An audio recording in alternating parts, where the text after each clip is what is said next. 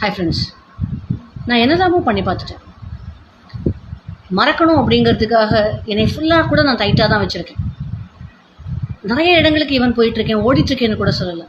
ஆனால் என்னால் மறக்கவே முடியல. இவங்கள பற்றியோ இல்லை இந்த விஷயத்தை பற்றியோ நான் நினைக்கக்கூடாதுன்னு நினைக்கிறேன். ஆனால் என்னால் முடிய மாட்டேங்குது.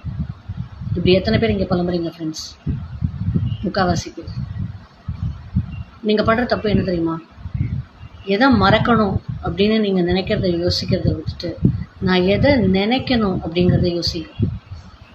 இந்த விஷயத்தை நான் யோசிக்கணும், இந்த விஷயத்தை பற்றி நான் ஃபோக்கஸ் பண்ணணும் அப்படிங்கிறத நினைக்கிறத விட்டுட்டு மறக்கணும்னு நினைக்கிற விஷயங்களையே திருப்பி நீங்கள் ஆசைப்பட்டுட்டே இருக்கீங்க.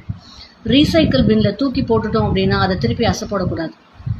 Replace it with something. Everything in this world has replacement except மதர்னு சொல்லுவாங்க. ஈவன் மதர் போனால் கூட நம்ம யாரும் போகிறது இல்லை. So try it, live it.